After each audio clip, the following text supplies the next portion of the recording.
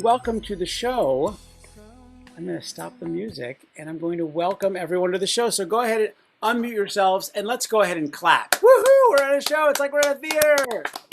I can hear some of you. So welcome to the show. My name is Corey Rosen. I will be the host of this storytelling showcase tonight. And I'm so delighted to have so many people here. This is really wonderful turnout. And I feel so grateful to all of you for coming out, or logging in. I guess you didn't really have to come out, for staying in. Thank you for staying in. In brief, what we have done for the past 5 weeks is that we have, together as a class, we have taken a close look at our own lives and our own stories.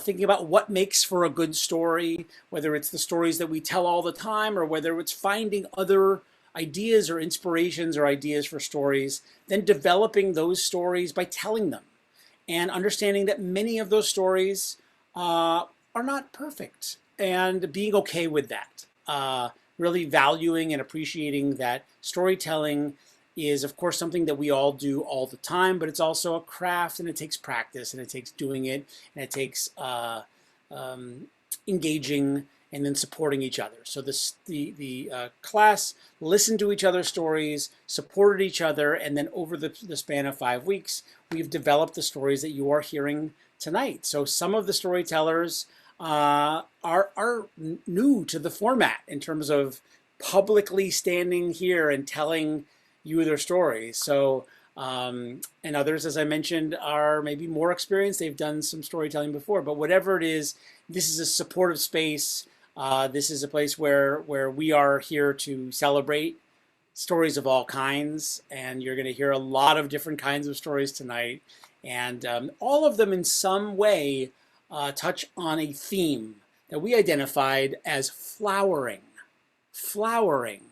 So I am also inviting the audience to share a flowering story, but in the chat. So if you have a story about maybe flower power or the power of a specific kind of flower in your life, or maybe a time that you yourself were flowering, whatever that means to you, I'm going to invite you in the chat, either just to me, you could do it privately to me, or you could do it to everyone. And periodically through the show, I may read some of those stories back so that we can experience sort of, call it 360-degree storytelling, where the storytellers are telling stories, the audience is telling stories, I'm going to tell a story, we're all telling stories, and it's going to be a lovely night. So that's kind of what we're in for tonight. And so I'm going to kick things off and tell you a brief story of my own about flowering. The phone rang at 9:15 in the morning. It was my third day in the hospital. And my mother hadn't yet come into the hospital from her hotel.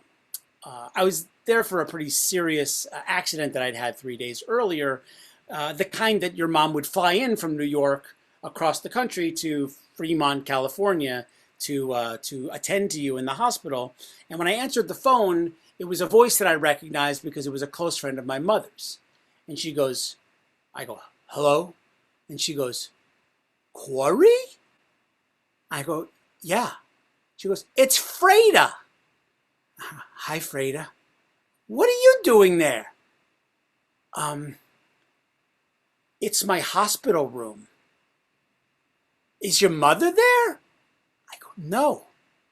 My mother, of course, had used, this is 1992, so my mother had been using my hospital room as kind of like her office, her headquarters for dispatching information about everything that happened, about the heat stroke that I had that caused the accident when I drove off the 580 East, launching into a tree on the side of the road, nearly killing me, breaking my nose, breaking my foot, and the jaws of life that they got me out to bring me into the hospital. And even on that first night in the hospital, after they'd attended to all of my injuries, and they hadn't let me make any phone calls at all, because the phone was unreachable across the room. I saw it hanging on the wall. And everybody that passed, I'd be like, excuse me, excuse me, excuse me. And nobody would let me make a phone call to my parents or to the woman in San Rafael whose room I was renting, or anyone, because nobody knew that I was there on this crazy 1st of August, 1992.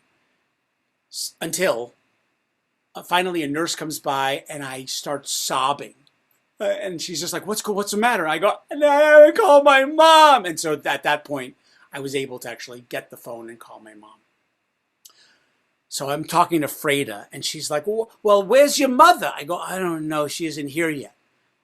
The morphine was really kicking in at this point. I was on one of those drips where like I had the button to press it, and I was 20 years old. So I was kind of new to the idea that I could self-medicate. And believe it or not, I was pretty much topping that thing off to as much as it would give me. And even at 9:50 in the morning, I think I was pretty much kicked into the max of what it would be. And then she said something that I'll never forget. She says, well, do you need anything? And my vision at that point was crystal clear. And I do not know why I said this, but I do know that at that moment in my life, lying in that bed, there was one thing that I needed. And I said it to her. I said, yes, sunflowers.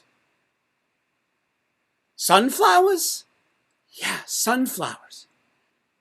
Hanging up the phone, my mother arrived maybe an hour later, and it was a normal day in the hospital. But that afternoon, a bouquet of sunflowers arrived. And not only a bouquet of sunflowers, but Freda and my mother's friend network spread the word that this is what Corey needs.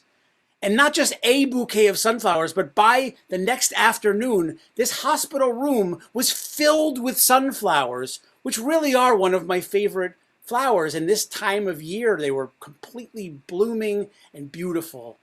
And I had sunflower shirts that were sent to me and sunflower pins, everything sunflower.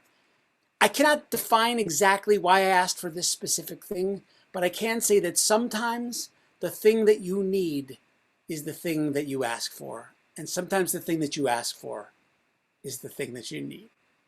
Thank you. All right. Yeah.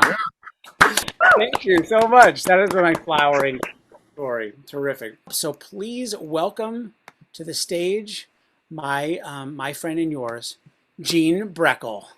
Woo! All right. Yeah. Yeah. I lost my virginity at the age of 18 on the 4th of July. As I like to say, sparks flew. Now, I hadn't planned on losing my virginity on the 4th of July. I was presented an opportunity and I seized it. Now, the young man that I lost my virginity with, he wasn't my boyfriend. In fact, up until a couple of hours prior, he had actually been somebody else's boyfriend. But I got word that they had broken up, and I had had such a massive crush on him that I rushed straight over to his apartment, which he shared with his bandmate. Now, it was a one-bedroom apartment. The bandmate got the bedroom. So George's bed was in the living room.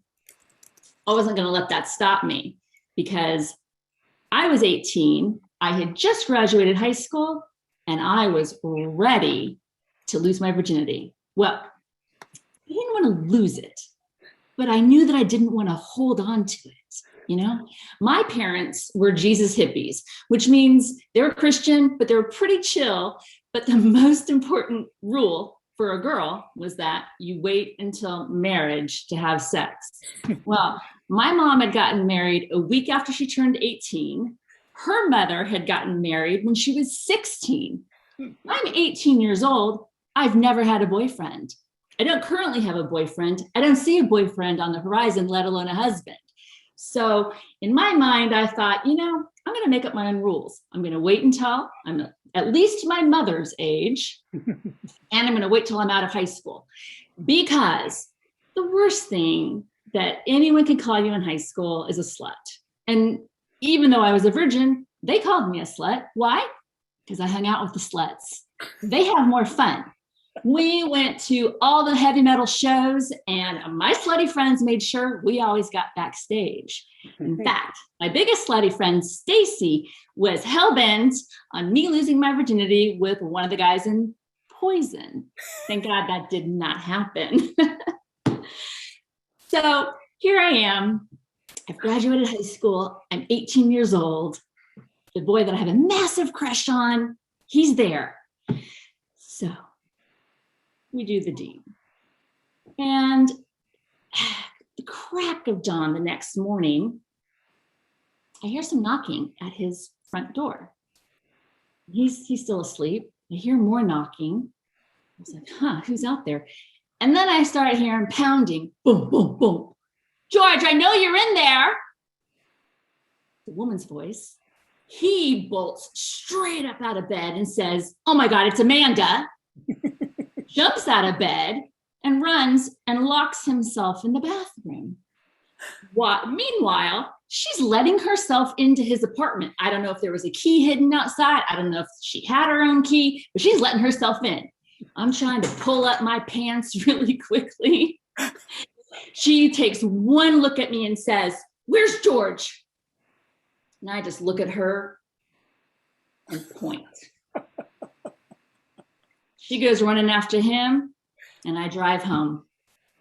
And I get home, and I go flop under my mother's bed. She peeks her head, and I say, Mom, if George calls me, I don't want to talk to him. And I lay down for a nap. A couple of hours later, she peeks her head, and she said, George did call, honey, and I told him you did not want to talk to him. I said, good. And I had a smile on my face because that night wasn't exactly what I thought it was going to be. But I'll tell you what, I was glad that it happened. Thank you. All right, Jean Breckel, everyone. Let her hear it. Woo-hoo! Yeah. Very good. Wonderful, wonderful. I want to thank those of you who have answered my sort of loose prompt about stories that you might relate to about flowers or flowering or flower power. Here's one that actually somebody earlier said, I saw Delight perform at Wigstock in 1990. There's some total flower power. If you remember, Delight. The groove is in the heart. Here's the last one that I got. When I was in high school, a 27-year-old sent me 100 roses delivered to my French class. French class. What is rose in French? Is it rose? I'm guessing it is. La vie en rose. Okay, great. It is time for me to stop talking and to welcome to the stage our next storyteller. So please welcome one of my favorite people. Maybe my favorite person, Clara Vaknin. Woo! Yeah. A lot of Clara. On my honor, I will try to serve God and my country, to help people at all times, and to live by the Girl Scout law. That is the Girl Scout pledge that I said at the beginning of every Girl Scout meeting from 3rd grade until 10th grade. And Girl Scouts was a part of my childhood, like a big part of my growing from a young child into a woman. And we used to do a lot of cool stuff with that Girl Scout cookie money, you guys, okay? We went on a cool kayaking trip, we went camping, and one summer we went to Noah's Ark in Wisconsin Dells, America's largest water park. And it was that year that I was just beginning to blossom into a woman. And of course, on the day of the Noah's Ark trip, guess which preteen girl was on her period?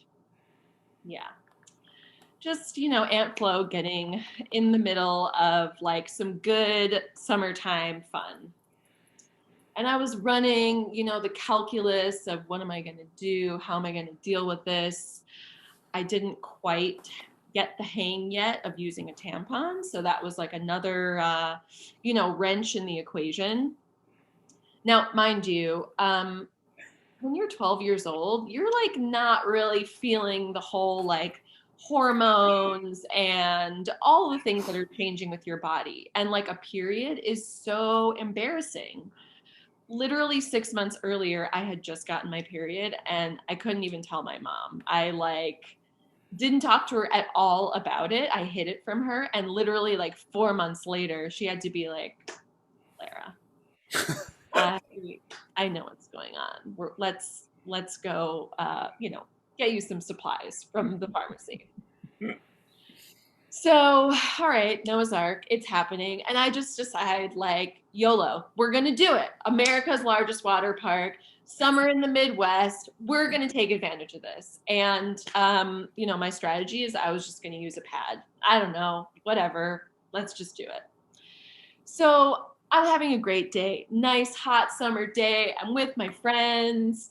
We're going down these awesome water slides, like, woo, enjoying it. Just full summer, full body experience. But by the time, it was noontime, like that pad was basically a soggy diaper. And I just had to ditch it. Free bleed, guys. That's what it is. Had to do it. I was just going to enjoy myself. So, lunchtime, funnel cakes, laughing with your friends. And after lunch, we're walking around. We're going to go more water slides, lazy river. And we're walking around the water park, and I hear behind me, like a that, unique timbre of a laugh where there's some preteens laughing and there is a butt of somebody's joke on the other end. So I look behind me and, it's like some popular girls in my Girl Scout troop. And this girl, Kelly, is like, hee, hee, hee, hee. And I realize that I am the butt of that joke. And Kelly says, Clara, oh my God, you have blood on the back of your swimsuit. You guys, this was my worst nightmare come to life. If I wasn't 2 hours from home, I would have just ran home. I would have flown with my arms all the way back to Milwaukee. And all I could come up with to say was, I think I sat in some ketchup. Still haven't figured out a better comeback since then. So after that, just, I gave up. I was done. I went to the locker room, and the rest of the afternoon, I just sat there stewing in my embarrassment and shame on one of those white vinyl chairs, just sitting next to the wave pool, feeling so dejected. Well, what's happened since then? That was, almost 20 years ago. I did ultimately learn how to use a tampon a few summers later. So, nothing was going to get in between me and a future swim trip. But, I've also just, after 20 years of periods, just learned female bodies are freaking awesome. Periods are a superpower, okay? I had a baby a year and a half ago because I had a period. Thank God. All the things were working, so freaking cool. I feel like basically a superhero, guys. And these days, I live by my own Girl Scout code. You want to hear it? All right. On my honor, I will try every day to be the baddest bitch, to take care of the world, serve my community and my family, and to hook up all the sisters around me. And if I see them struggling and maybe they need a sweatshirt because they're bleeding through their pants, I will take care of them. Thank you. Clara Vaknin, everyone. Let her hear it. Woo! I have another story that arrived. We're getting them. They're trickling in, but just in time. So here is a story that was shared on my first Valentine's Day with my girlfriend. I gave her one rose and promised that I would give her one more for every year we're together. Now, 25 years later and married, it's starting to really add up. but I can't wait to buy her 4 or 5 dozen roses someday. Ah, beautiful, perfect. All right, let us welcome to the stage our next storyteller, the one and only Loren Lewis. Oops. Yeah. So recently, a young cousin came to stay for a while. And when we were at dinner one night, she said, I bet you could give me some good dating advice. Well, I don't know about that, but I do have a few experience I could share that could give you something to think about. So it's my 17th birthday, and my boyfriend, who is the captain of the basketball team, which is irrelevant, took me to a beautiful romantic dinner up in the hills, beautiful restaurant with twinkling lights below. And at some point during the dinner, I said to him, okay, I will have sex with you, but I have to get on the pill first. You can't guess what happened next. We had a fight and broke up. I was devastated. I was in shock. And I went home and I wrote in my diary, please melt his heart to fire and turn mine to stone. Well, for years, when I was married, he would call me and say, when are you going to leave that bozo and marry me? And to this day, and this is many years later, he asks me to move in with him all the time. He just calls me up and says, when are you going to move in with me? It's crazy. But I think he keeps me on a pedestal because I didn't sleep with him. So then when I was in graduate school, I was doing some extra work in films. And I got into this one movie that had a star that I'd had a major crush on. And he was flirting with me all day, and we went out to dinner. And not my proudest moment, but I did sleep with him. Now, I never heard from him again. I didn't expect to. He was married after all. Did I say this wasn't my proudest moment? It wasn't. But anyway, okay, so summer rolls around, and I take a job with the airlines. They hired teachers and students as flight attendants because they knew they were going to lay you off in the fall, and they wanted you to have something to do, so probably you wouldn't have to pay unemployment insurance. So one night I'm staying at an airport hotel, and I see Tom Jones. Some of you may know who he is. He was famous for women throwing their underwear and room keys at him while he was performing. So he invites me up for a drink, and being naive and young, I go up, and every other word I say, he says, what does that mean? And like, I don't even have a great vocabulary. He may be talented and smart, but he's certainly uneducated. So I wasn't very interested, and I left. Well, a few months later, he's performing in Vegas. I happened to be there, and somehow I got backstage, and I say, hi, do you remember me? And he goes, yeah, you're the one who wouldn't. And I said, would you remember me if I did? And he says, I don't know. I was shocked at his honesty, but I was so grateful. And then some years later, I'm married and have children. I'm living in Chicago, and I'm driving downtown, and that actor from the movie some years before, he's walking right in front of me across the street. He was in town to do a play or something. So I jump out of the car and I run up to him and I said, hi, we worked on this film together. And he said, was that in New York? I go, no, it was in LA. And no matter what I said to try to remind him of who I was, he couldn't remember me to save his life. So what I could say is, if you think sleeping with someone is going to make them care about you, think again. Loren Lewis, everyone, give it up, make some noise. Woo! I love it. Thank you, Loren. I'm going to welcome to the stage your next wonderful storyteller, my old friend, Vick Schutz, everyone. Woo! Hello, everyone. So, connections are important. And for some, like me, they're difficult to make and maintain. And the pandemic hasn't made it any easier.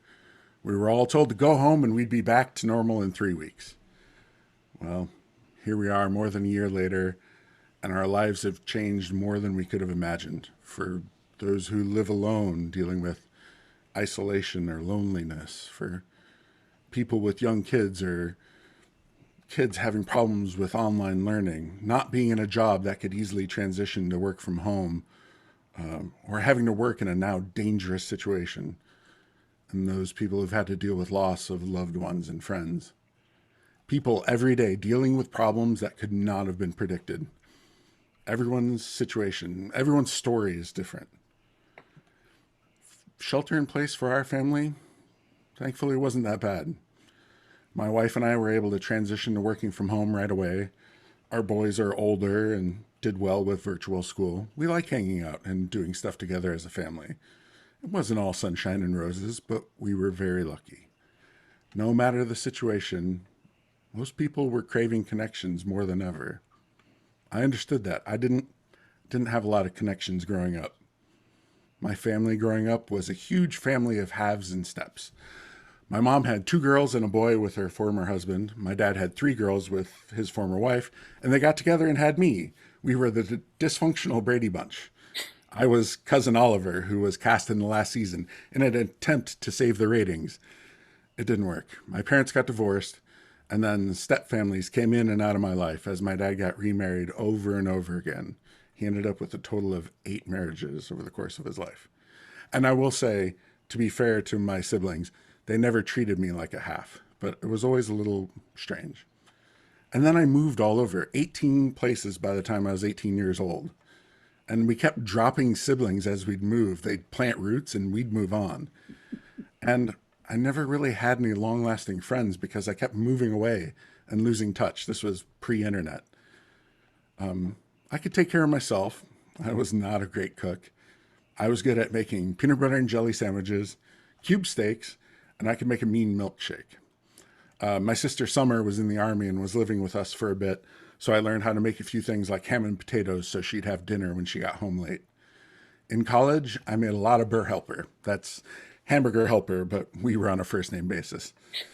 I had some restaurant experience, but my wife, Kristen, has been working restaurants and catering all her life, and she's a great cook, so I left the cooking to her. I mean, I learned, but she did definitely the lion's share of that.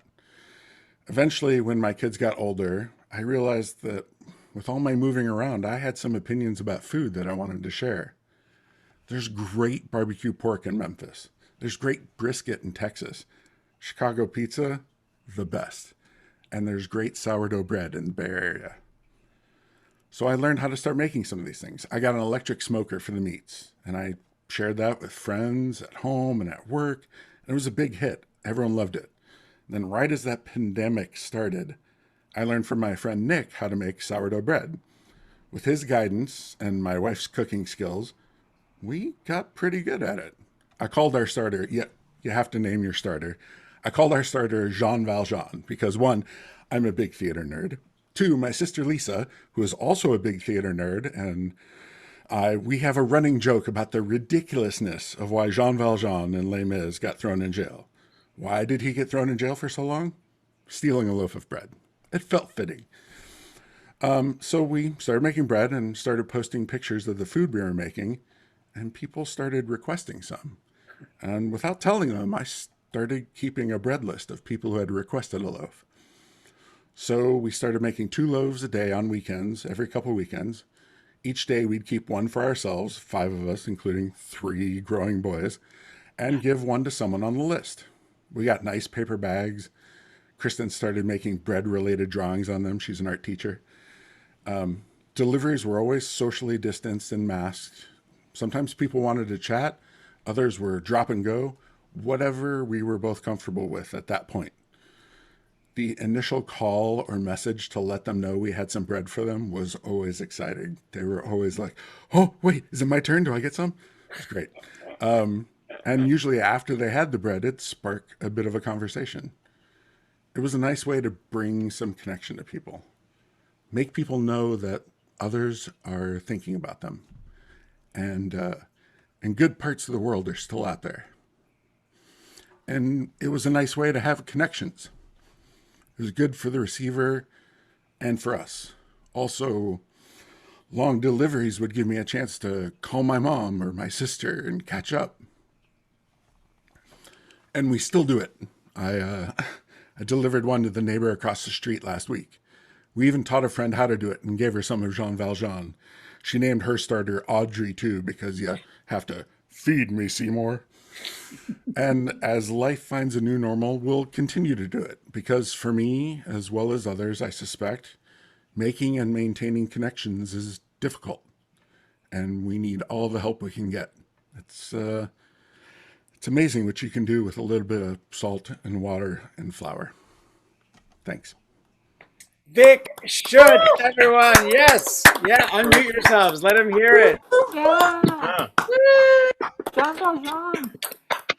Just a small reminder, if you want to share a story about flowers or flowering, here's the one that came in privately to me during the last story. The only flower story I can think of was this Italian restaurant we sometimes went to as a family when I was a kid. Mom, my sister Claire, Dad, and I. And the only thing I can remember about this place was not the food or even the decor, but the fact that a woman went around the restaurant during the meal selling single roses. My dad got us each a rose both times we went there. It was my favorite thing about that restaurant. Yes, yes. Thank you for that. Beautiful. Please give a warm welcome to Geetha Murali. Woo-hoo! My grandmothers were married at the ages of 2 and 14. So not a surprise, my mom ran away from home. Well, she ran away so she wouldn't be the next to marry too early. And education became her ticket to a different future. It is no wonder that she made me believe that school was heaven. And I went along with it. I woke up every morning excited to go to school across different towns and continents until one day when I was almost 12, I woke up to school in Spring, Texas. The years before that, I had attended an all-girls convent school in India with nuns as my teachers. And my parents thought the US would give me so much more, but I was still very skeptical about spring. And maybe spring was skeptical about me too. I mean, I had my hair pulled back in a single braid, shiny with coconut oil. I had glasses that I thought were really cool. I mean, really cool. They turned dark when I went out into the sun. They were efficient 2-in-1 models. My uncle had gifted me this really bright red Gillies jacket, and it celebrated something called honky tonk as a welcome to Texas. And I wore it dutifully every day. So clearly I was a fashionista, as all of you can tell by now. And my peers at school, to me, they just look like giant clones of each other in boots with permed hair and bright colored lipstick. And not a single person shared my hair color or my skin color. They spoke with a Texas drawl that made me feel like the English that I had learned was a completely foreign language. They walked by me really quickly. It was as though they didn't see me at all. And I tried really hard to learn what I could through listening to whatever words I could pick up. We are old enough to date boys at this school. What exactly is a barbecue rib? And why does this woman in the office keep telling me to bless my heart? And why is everyone fixing something before they go anywhere? And for the first time in my life, I woke up in the morning and I was not excited to go to school. My stomach twisted and it turned when I got dropped off. I had never, ever taken sick days, but during this period, I took them all the time because life was just completely dire. I felt alone all the time. I would walk into the cafeteria during lunch break and become completely unhinged. I was just floating in a sea of permed hair. And then out of nowhere, I met Carmen. Carmen with caramel colored skin and short black hair. And she was sitting alone at a lunch table. She looked up at me and she smiled, and I sat down next to her and I said, hello. And there was that warm smile again from her. She said, hola. And I just rattled off a string of questions. Are you new here? What classes do you have? It'd be great to sit together during lunch. And she looked at me with so much kindness and said, no hablo inglés. My heart dropped. And then she handed me a Snickers mini, and my heart was jump-started again. And from then on, we sat together every day. It was this combination of broken English and silence between us. But like that, my stomach aches went away, and school wasn't quite heaven, but it was no longer purgatory. I've come to realize over the years that I am infinitely luckier than my grandmothers. They never had the chance to go to school at all. But at that age, I just couldn't see the bigger picture. All I could see were my own struggles. And honestly, I would have drowned in them if I couldn't find my place in school. But I found one. It was a place just for me in Spring, Texas, on that cafeteria bench, right next to Carmen. Thank you. Woo! Give it up for Geetha. And thank you so much for sharing that. Okay, we have 2 stories remaining in our showcase. We don't have any of your stories in the chat, so I'm going to share another one of my own because my daughter, her bat mitzvah is this Saturday, so I'm thinking about her a lot. And her name is Magnolia, although she doesn't go by that. She goes by Noli. But Magnolia, it was the name that we gave her. We liked it. It was completely coincidental, though, that on the day she was born, we gave her that name. My parents, who live in upstate New York, they have a magnolia tree in their yard, which I don't think I ever really realized that that's what that was. And it completely bloomed that day and seemingly on her birthday every year. It's kind of amazing. I mean, sometimes there's years where like her birthday comes early, but it's kind of like a lovely little connection and coincidence between my daughter and that tree.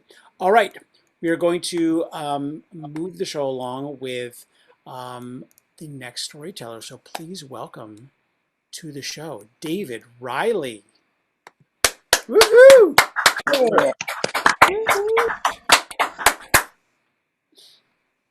Thank you. I want to open this story with a trigger warning. I'm going to be demonstrating anger during my performance at near Incredible Hulk levels. So if anger brings up big feelings for you, I want to give you an opportunity to prepare for it. In December 2002, I found myself in a foul mood while I was driving to the University of Arizona to teach a review session for my game theory students. And I had been in a foul mood nearly every day for several months, ever since my girlfriend had moved in.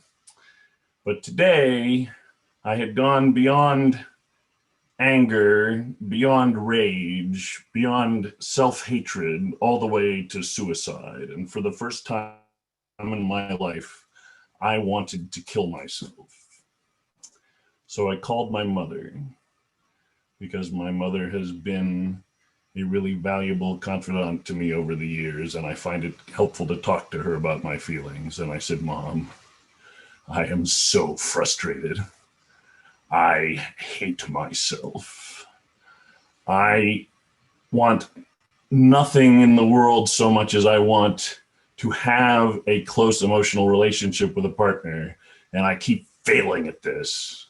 After my divorce last year, I thought I found the right relationship with somebody I love, but she is extremely difficult for me. She keeps becoming convinced that I am betraying her somehow. And she calls me disgusting.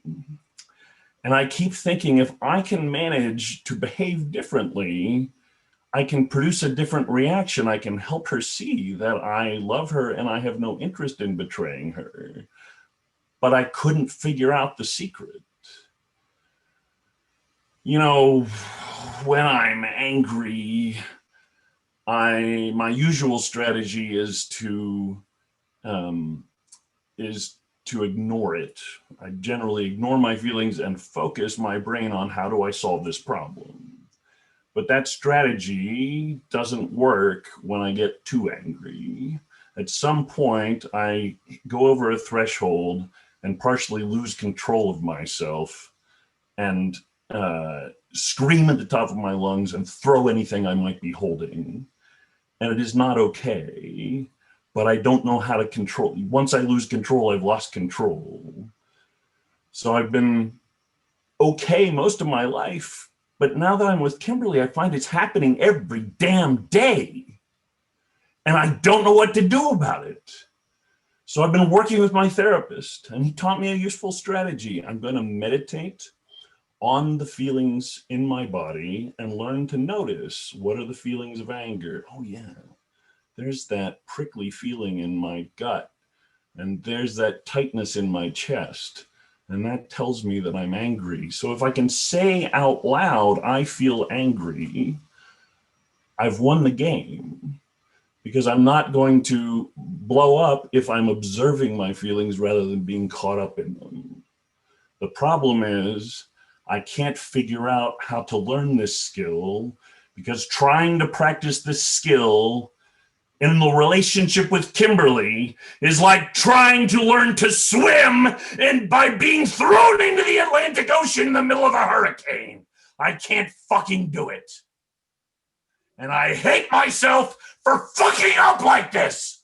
And I hate myself even more for hating myself, because I know that hating myself is what's causing me to fuck up.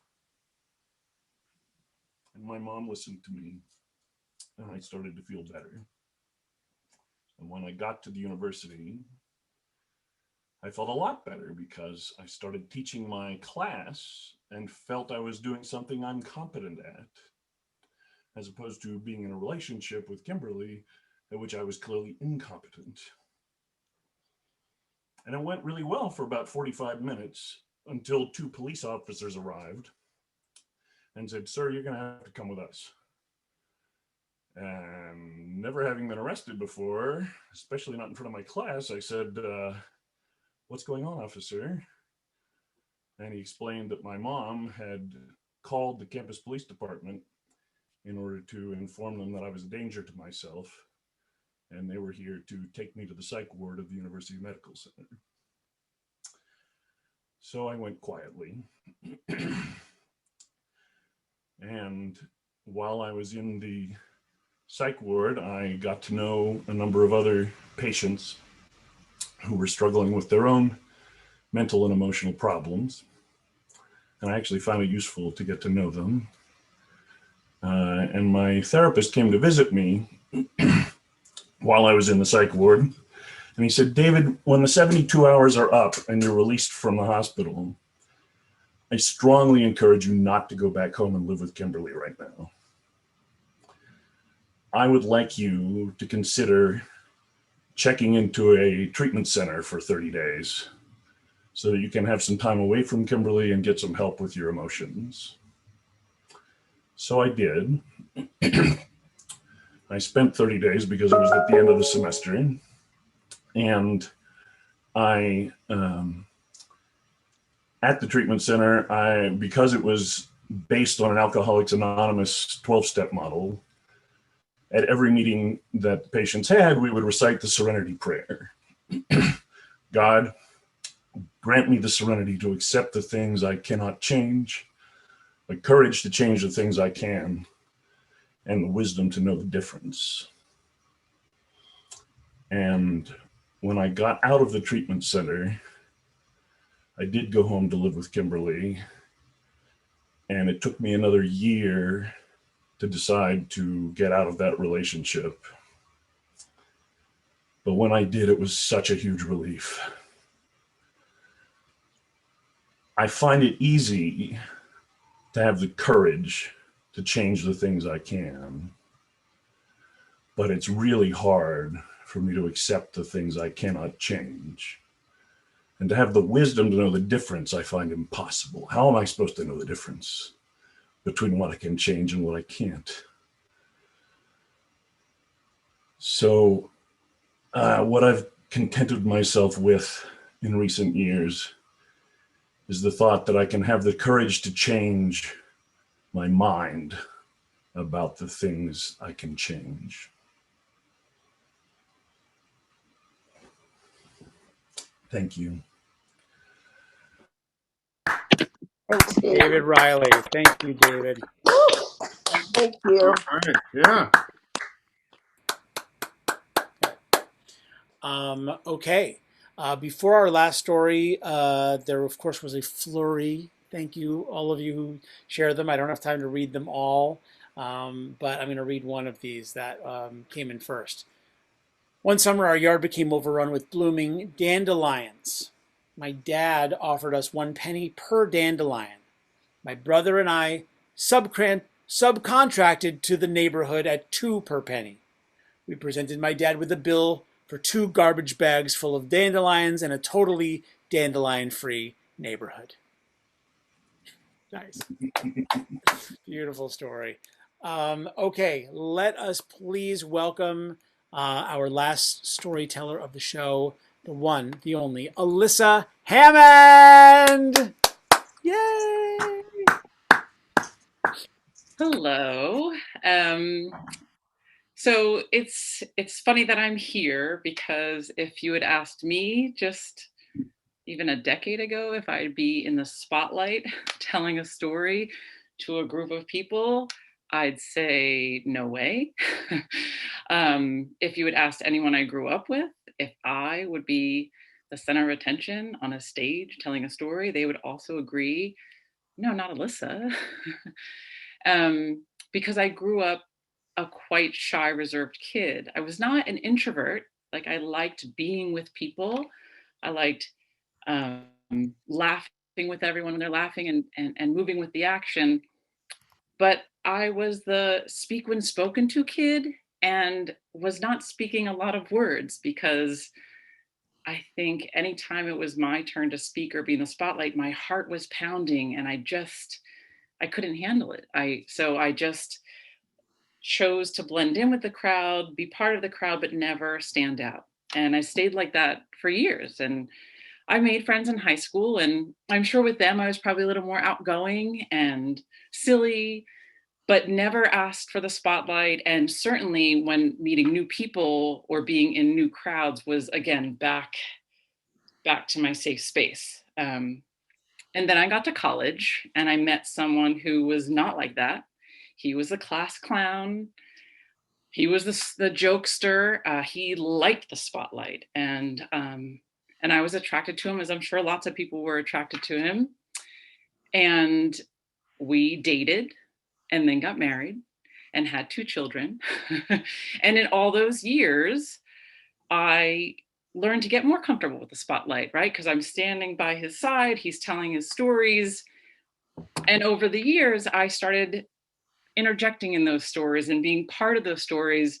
And those stories are about us and the things that we did.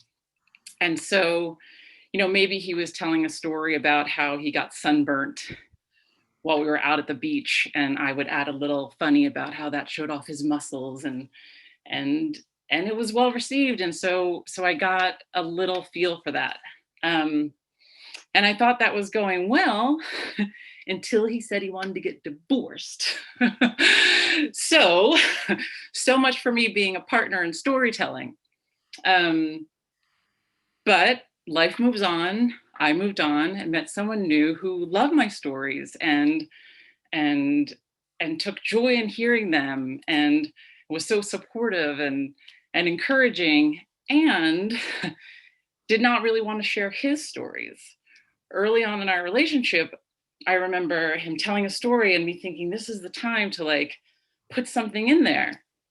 But it was not the time, because he said, don't interrupt. You're interrupting my anecdote. This is my anecdote.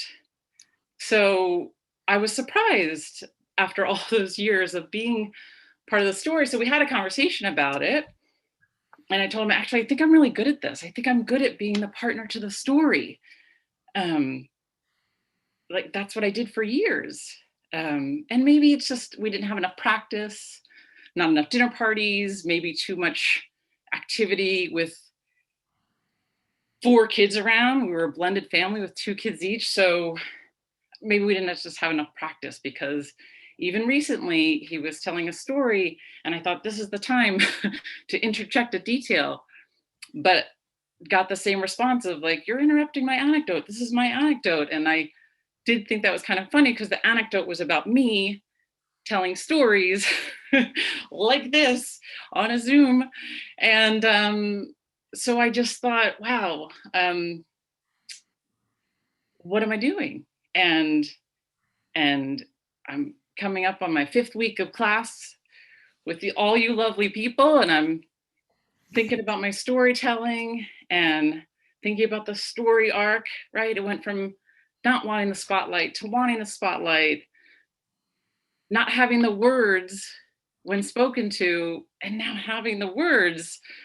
So I've got my arc, I think I've got my spine, but what ending do I have? And it's right here in chapter 10 of Corey Rosen's Your Story Well Told, How to Find Your Ending. So thanks to this class, I found my ending, and my ending is that I'm just at the beginning of my story. Alyssa Hammond, woo, let her hear it. Yes. Woo-hoo. Amazing, wonderful, beautiful, and I gotta say, a perfect way to end this wonderful showcase. So as we are kind of wrapping up this showcase, I want to give some appreciations. I want to thank all of you wonderful people for coming out and supporting your friends. Thank you for doing this. Thank you. Hype to you for doing this. Your support is kind of what keeps us going and trying new things like this. I want to thank all of our storytellers who did such beautiful, wonderful jobs throughout the last 5 weeks, working on practicing, developing their stories. If this looks like fun, it is. And I'm putting in the chat, I'm doing it again. So I invite all of you, any of you, people who have done it before to do it again, people who have never done it, people who are afraid to do it. Face your fear. You don't have to be in the showcase. You might just learn about it. And there, Alyssa's got, if you don't even want to take a class, oh, look at this. It's a takeover. You can buy the book, so you don't even have to take the class. If you just want the book version, you can find your ending. You can find your story. So let's go ahead and bring all of the storytellers back to the stage. I want to give it up. You can go ahead and unmute yourselves and give a cheer to the cast of tonight's show. All right. Yeah. Yay. Good job. All right. Yeah. Okay. Thank you, everyone. Thank you, storytellers. Thank you, audience. Thank you, everyone, so much for being here. Keep doing what you're doing. Please stay in touch. And thanks, everyone. Have a good night and safely leave the meeting. Thanks, Corey. Thanks, Thanks, everybody. Corey, and thanks, everybody. Thanks, Corey. Bye. Thanks, everyone. Bye.